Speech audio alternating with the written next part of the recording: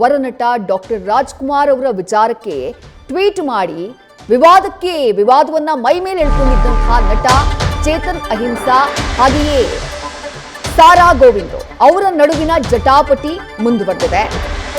ಅಣ್ಣ ಅವರ ಸಮಾಧಿಗೆ ಜಾಗ ಕೊಟ್ಟಂತಹ ವಿಚಾರವನ್ನ ಪ್ರಶ್ನೆ ಮಾಡುವಂತಹ ಕೆಲಸವನ್ನ ಚೇತನ್ ಅಹಿಂಸಾ ಮಾಡಿದ್ರು. ಇದು ರಾಜ್ಕುಮಾರ್ ಅಭಿಮಾನಿಗಳ ಆಕ್ರೋಶಕ್ಕೆ ಕಾರಣ ಆಗಿತ್ತು. ಕನ್ನಡ ಪರ ಸಂಘಟನೆಗಳು ಸಾರಾ ಗೋವಿಂದ್ ಅವರೆಲ್ಲ ಚೇತನ್ ಅಹಿಂಸಾ ಅವರ ಮನೆಯ ಮುಂದೆಯೇ ಹೋಗಿ ಗಲಾಟೆ ಮಾಡಿದ್ರು. ಚೇತನ್ ಅಹಿಂಸಾ ಅವರನ್ನ ಏಕವಚನದಿಂದ ಅವ್ರ ಜೊತೆ ವಾಗ್ವಾದಕ್ಕಿಳಿಯುವಂತಹ ಕೆಲಸವನ್ನ ಸಾರಾ ಗೋವಿಂದ್ ಮಾಡಿದ್ರು.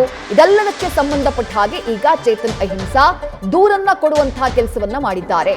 ಸಾರಾ ಗೋವಿಂದ್ ಅವರ ವಿರುದ್ಧ ಆಕ್ರೋಶವನ್ನ ವ್ಯಕ್ತಪಡಿಸಿದ್ದಾರೆ. ಇವರು ರಾಜ್ಕುಮಾರ್ ಹೆಸರಿಗೆ ಮಸಿ ಬಳಿಯುವಂತಹ ಕೆಲಸ ಮಾಡ್ತಿದ್ದಾರೆ. ರಾಜ್ಕುಮಾರ್ ಅಭಿಮಾನಿ ಅಂತ ಹೇಳೋಕೆ ಇವ್ರಿಗೆ ಯಾವ ಯೋಗ್ಯತೆಯೂ ಇಲ್ಲ. ಸಿನಿಮಾ ರಂಗ ಬೆಳೆದೇ ಇರೋಕೆ ಈ ಸಾರಾ ಗೋವಿಂದ್ ಕಾರಣ ಅಂತ ಹೇಳಿ ಆಕ್ರೋಶವನ್ನ ವ್ಯಕ್ತಪಡಿಸಿದ್ದಾರೆ ನಟ ಚೇತನ್ ಅಹಿಂಸಾ.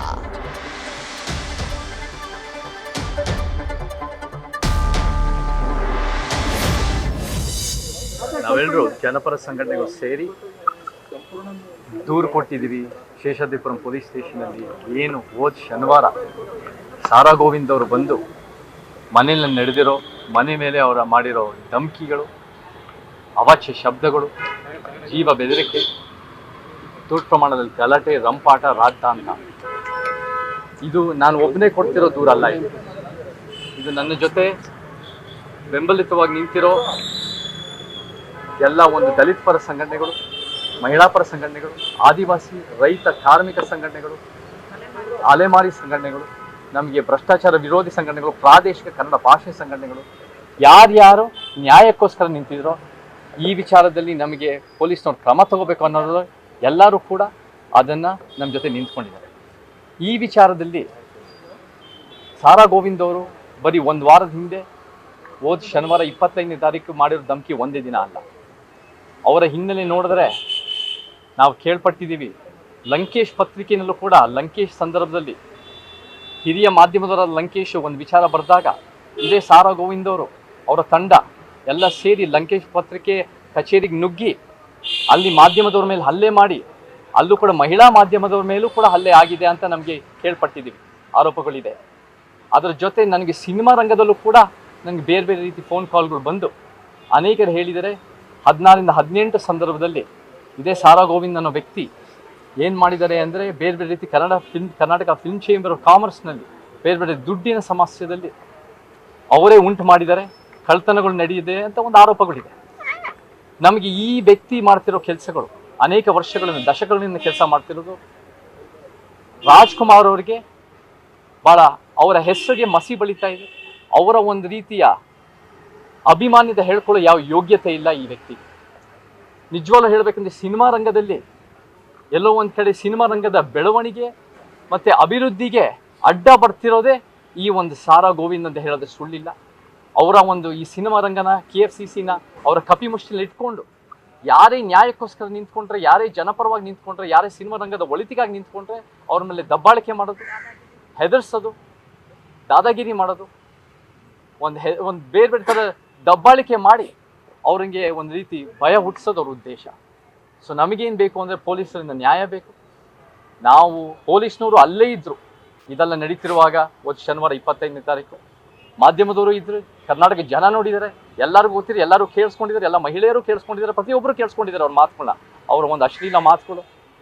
ನಮಗೇನು ಬೇಕು ಅಂದರೆ ಅವ್ರ ಮೇಲೆ ಕಾನೂನಾತ್ಮಕವಾಗಿ ಗಟ್ಟಿಯಾದ ಕ್ರಮ ಬೇಕು. ಯಾಕಂದರೆ ಜೀವ ಬೆದರಿಕೆ ಕೊಡ್ತಾ ಇದ್ದಾರೆ, ಬೇರೆ ರೀತಿ ಅವ್ರಿಗೆ ಯಾರೂ ಪ್ರಶ್ನೆ ಮಾಡೋಕ್ಕಾಗಲ್ಲ.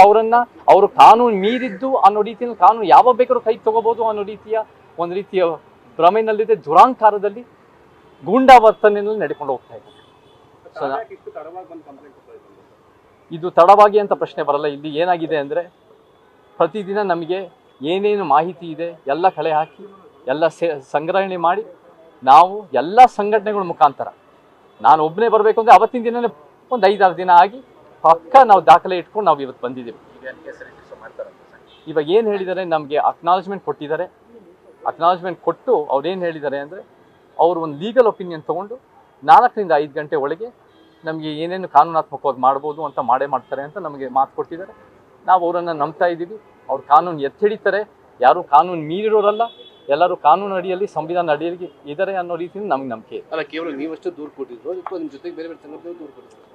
ಇದರಲ್ಲಿ ನಾನಷ್ಟೇ ಅಲ್ಲ, ಇಲ್ಲಿ ಎಲ್ಲ ಜನಪರ ಸಂಘಟನೆಗಳ ಜೊತೆಗೆ ಸೇರಿ ಇಲ್ಲಿ ನನ್ನ ಜೊತೆ ನಾವೆಲ್ಲರೂ ಸೇರಿ ದೂರು ಕೊಟ್ಟಿರೋದು. ಅಲ್ಲ ಸರ್, ನಿಮ್ಗೆ ಇಂಡಿವಿಜುವಲ್ ಕೊಟ್ಟಿದ್ರಲ್ಲ, ನಿಮ್ಮ ಹೆಸರು ಇಂಡಿವಿಜುವಲ್ ದೂರು ಕೊಟ್ಟಿದ್ರೆ ನನ್ನ ಹೆಸರು ಮತ್ತೆ ಯಾವ್ಯಾವ ಸಂಘಟನೆಗಳು ಬೆಂಬಲಿಗರು ಅಂತ ನಾನು ಕೂಡ ಉಲ್ಲೇಖ ಮಾಡಿ ಯಾರ್ಯಾರು ಅದನ್ನ ನಾವು ಮುಂದಿನ ದಿನಗಳಲ್ಲಿ ನಾವು ಮಾತಾಡ್ತಾ ಹೋಗ್ತೀವಿ. ನಮಗೆ ತಾಳಕ್ಕೆ ಯಾರು ಒಂಥರ ಕುಣಿತಾ ಇದ್ರೆ ತಾಳಕ್ಕೆ ಒಂದು ರೀತಿ ಈ ಬೇರೆ ಬೇರೆ ರೀತಿ ಒಂದು ದಲಿತ ವಿರೋಧಿ ಮಾತಾಡಿದಂತೆ ಆರೋಪ ಇದೆ. ಅದು ಕೂಡ ಒಂದು ರೀತಿ ಒಂದು ಕೆಟ್ಟವಾದ ಅವರ ಮನಸ್ಥಿತಿ ಎದ್ದು ಕಾಣುತ್ತೆ. ಸೊ ಈ ರೀತಿಯ ವಿಚಾರಗಳು ಎಲ್ಲ ಹೊರಗೆ ಬರಬೇಕು, ಎಲ್ಲ ಸತ್ಯತೆಗಳು ಹೊರಗೆ ಬರಬೇಕು. ನಮಗೆ ನ್ಯಾಯ ಬೇಕು.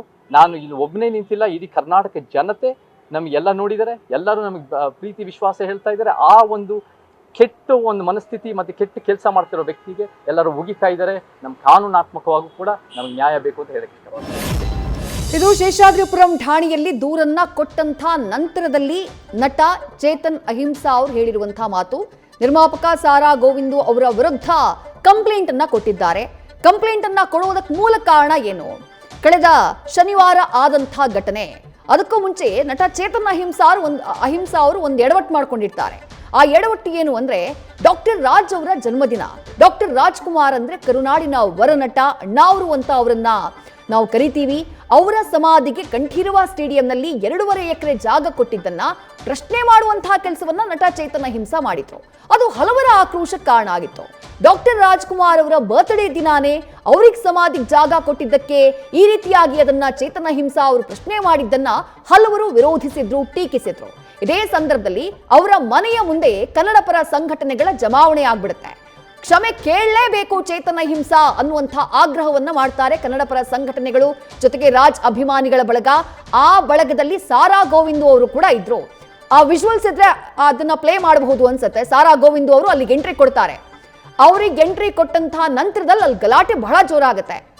ಅದಾದಂಥ ನಂತರದಲ್ಲಿ ಚೇತನ್ ಅಹಿಂಸಾ ಅವರು ಬಂದಂತಹ ಟೈಮ್ನಲ್ಲಿ ಒಂದಿಷ್ಟು ವಾಗ್ವಾದ ಆಗುತ್ತೆ. ಆ ವಾಗ್ವಾದದ ಬಳಿಕ ಈಗ ಕಂಪ್ಲೇಂಟ್ ದಾಖಲಾಗಿರೋದು ಖುದ್ದು ಸಾರಾ ಗೋವಿಂದು ಅವರು.